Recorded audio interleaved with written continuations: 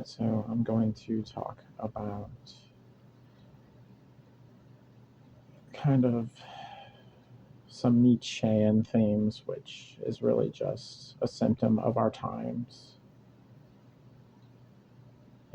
I have skepticism about some of the things Nietzsche says, and I don't think Nietzsche wants you to agree with him. He wants to strike a thought, and he wants to make a fundamental point that's very profound and make you think about it, and you can come to your own conclusions.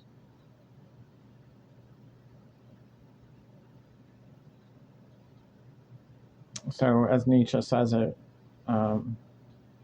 religion came from morality, is what he pretty much says, and science came from religion.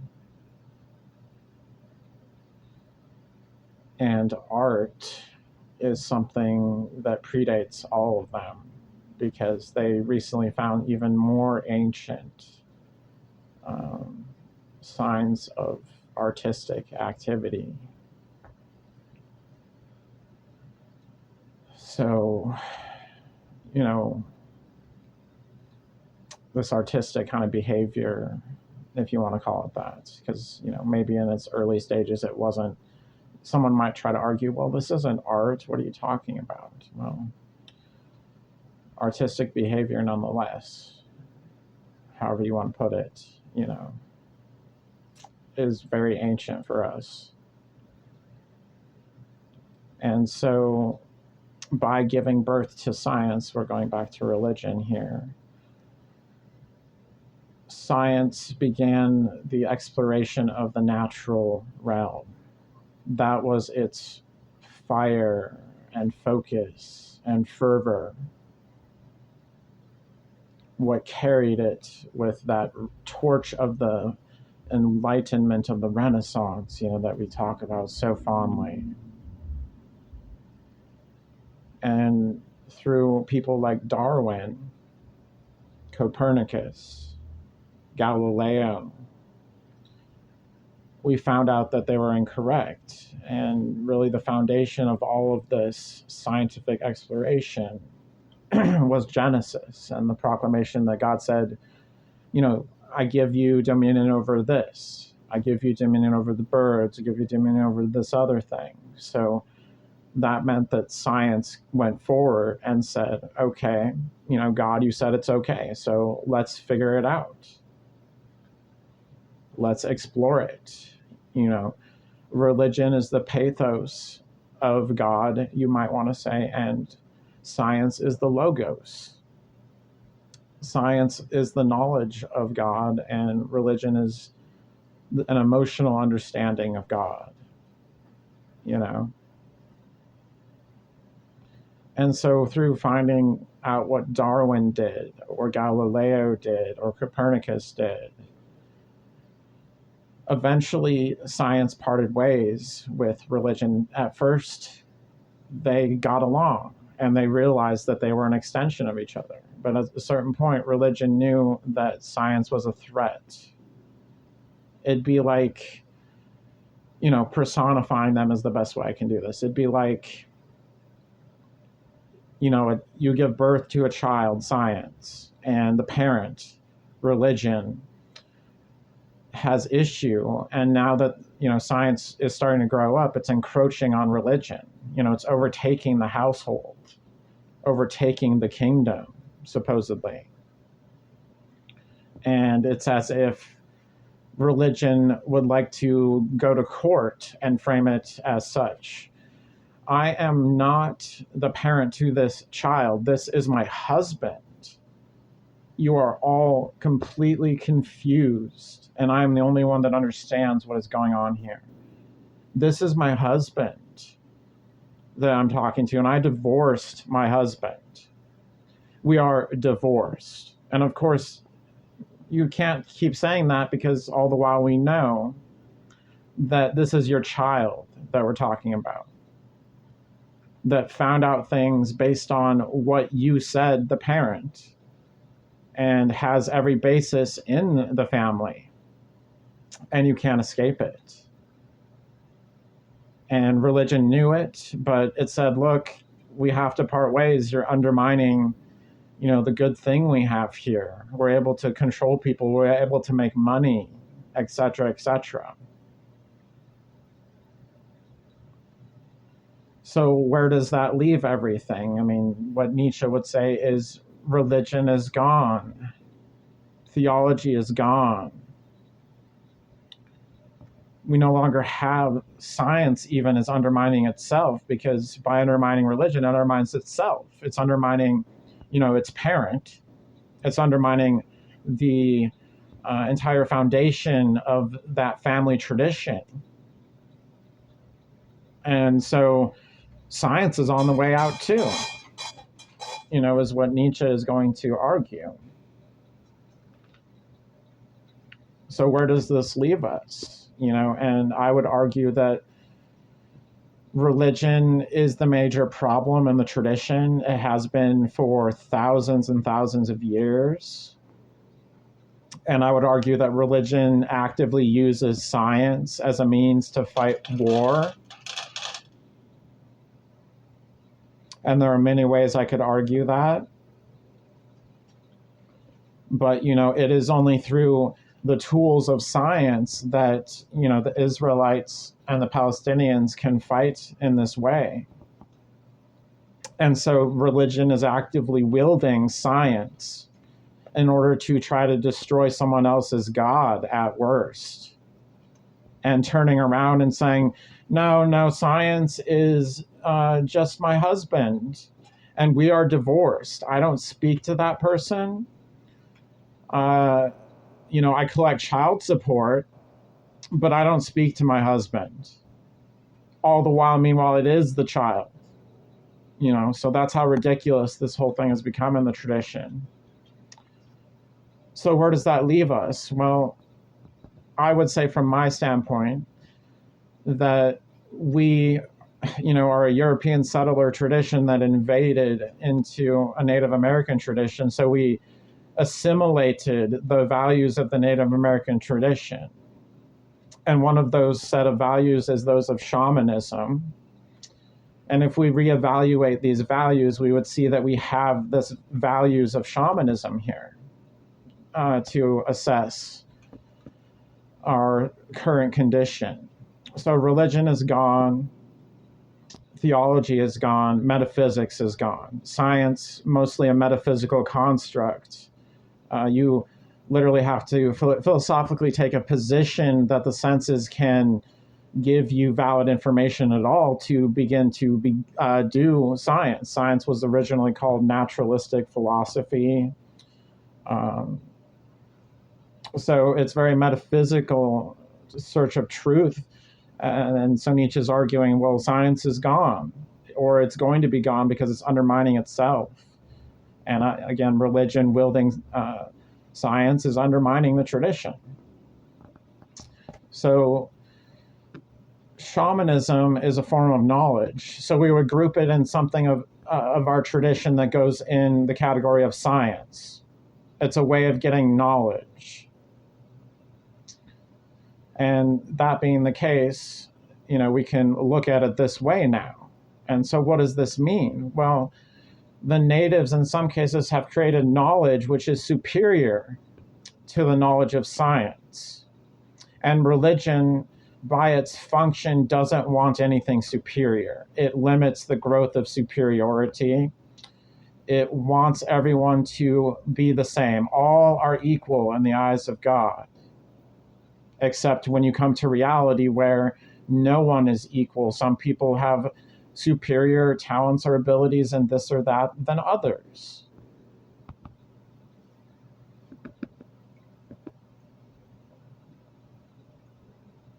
So Curara is an example of something that is superior that the native knowledge has given us. That is a direct, obvious, practical knowledge. And science still can't make something better than the tranquilizers, that the natives have developed. And so this means that this Native American form of knowledge has validity.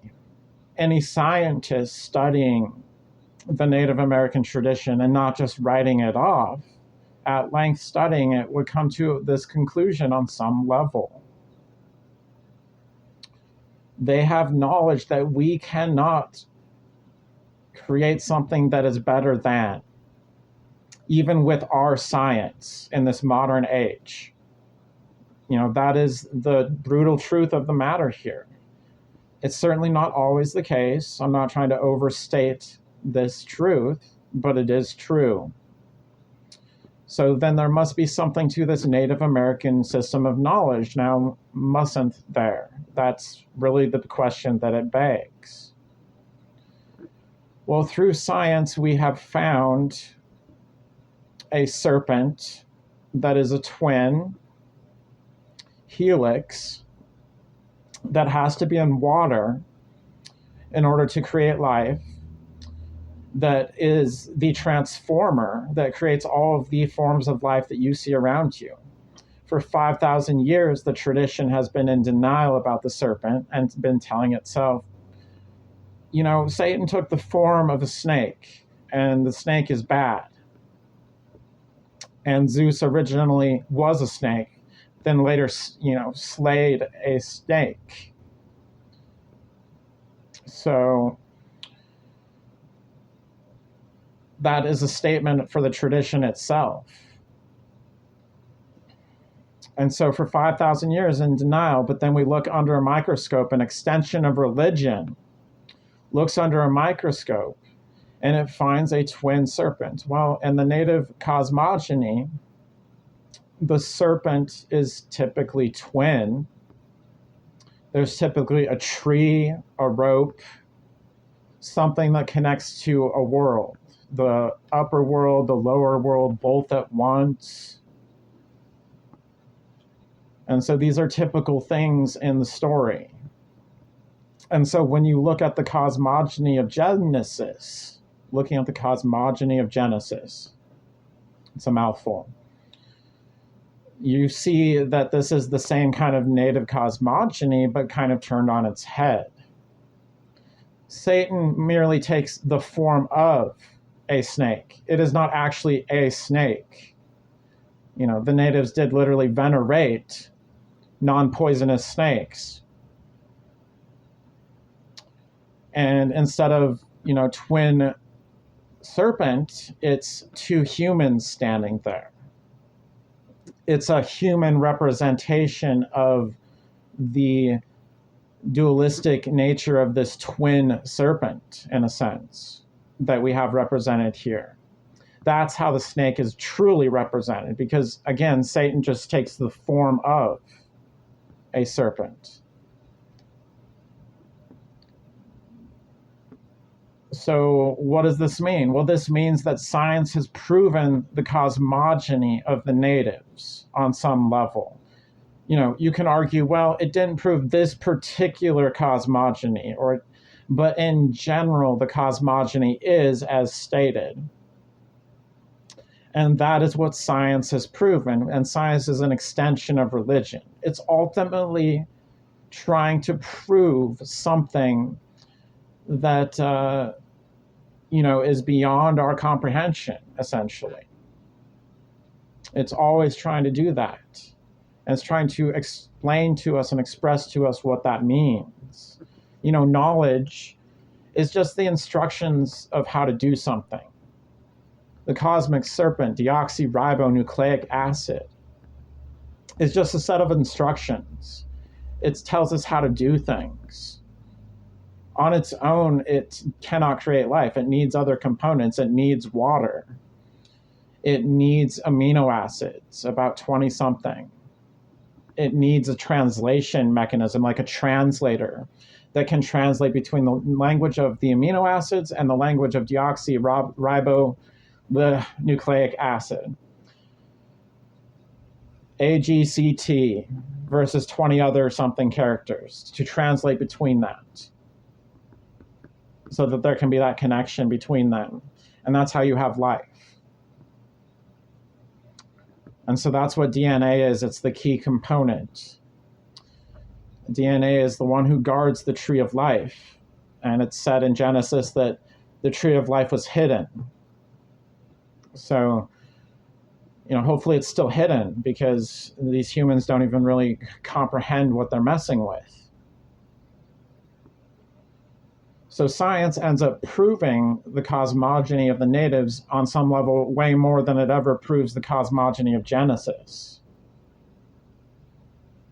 So that gives credence and proof to the native tradition of knowledge. Science ends up giving knowledge that proves that the knowledge of the natives is valid at the end of the day.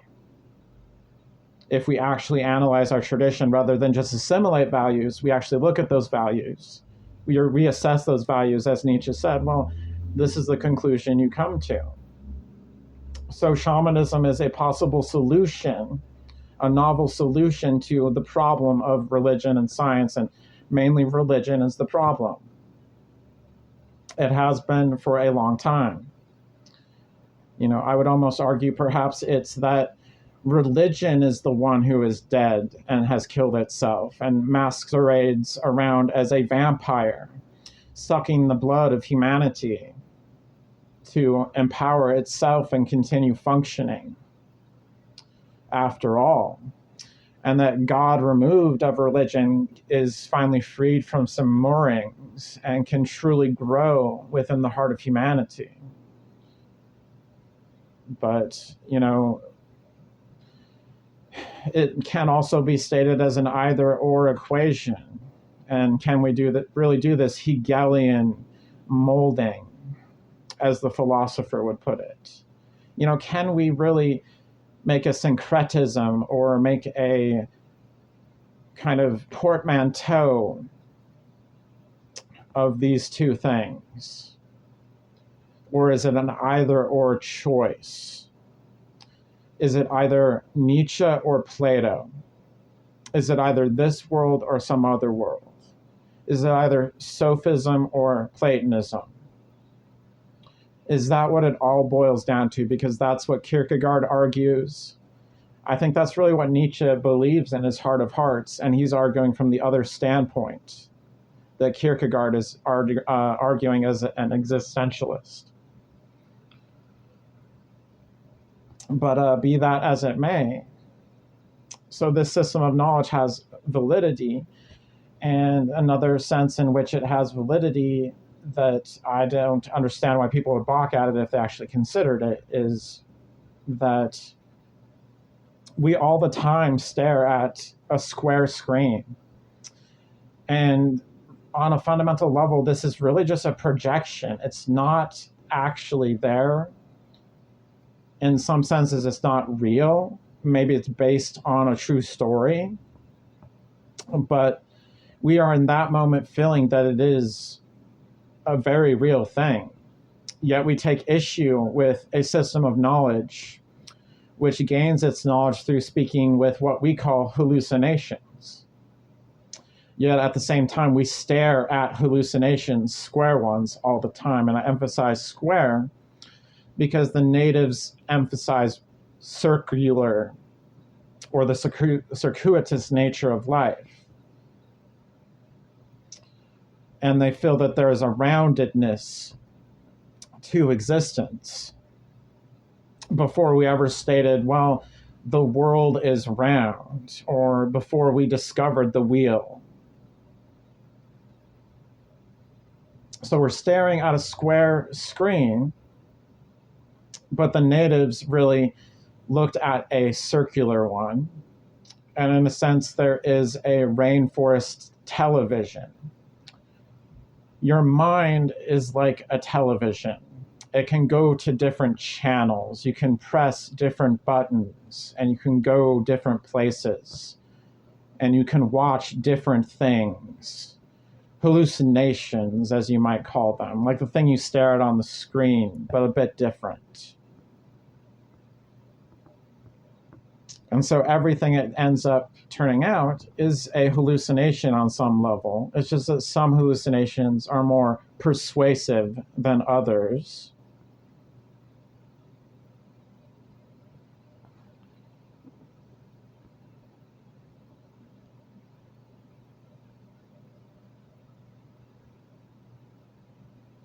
And it ends up that, again, they can get knowledge by speaking to spirits that we can't get by looking under a microscope or doing our experiments and studying things in a lab. We cannot make something better. Maybe somewhere down the line, you can argue we will. Well, I'll still argue we took this long to figure it out, and science still has all these problems. It's undermining itself. It's being welded and wielded by religion in the manner that I spoke to you, and so it's undermining everything in the tradition. And, it's as if we would slaughter another god in the name of religion when religion is dead itself, and try to continue on like religion is still alive when it's just some vampire that continues to feed through this violence and this fascism.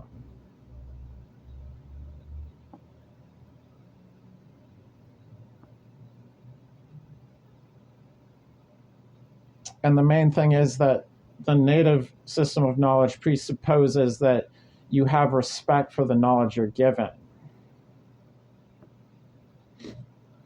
I think, God's issue with knowledge at the tree is that these humans are using it in the wrong way. They will use it in the wrong way. They will continue to use it in the wrong way for so long of a time that it is beyond their comprehension how much this offends me.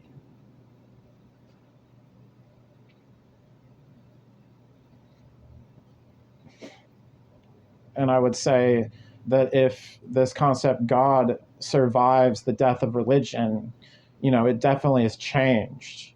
It can't be the same. But if it survives, well, what is it, is the question.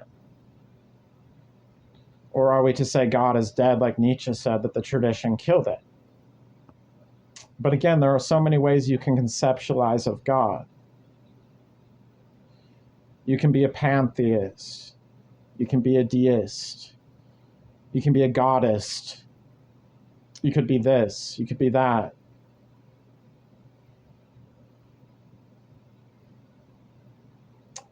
Atheism is still a conceptualization of God. You're saying, well, God doesn't exist. You're still conceptualizing or conceiving of God in a certain way. And we can't escape that. So what's beyond this atheism that dwells in the shadow of Christianity? And what's beyond this lie of Christianity that wears the T-shaped cross on itself when its supposed Lord and Savior was never white and never died on a T-shaped cross in all likeliness?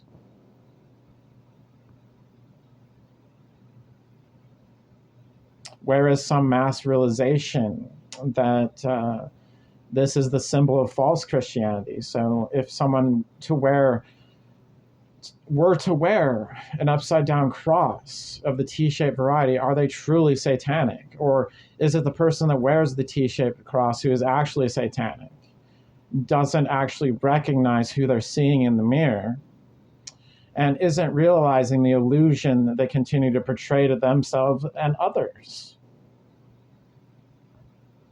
Why would anyone who is truly Christian want to be associated with such a symbol that is tainted and mired as the best piece of mass market merchandise of all time? I mean, I believe it's called Mammon or something in the Bible. There's this sense of a deity that's about wealth through power and accumulations of it, and that this is wrong and unchristian, last I checked. But maybe I'm wrong, Could be wrong. Have been before.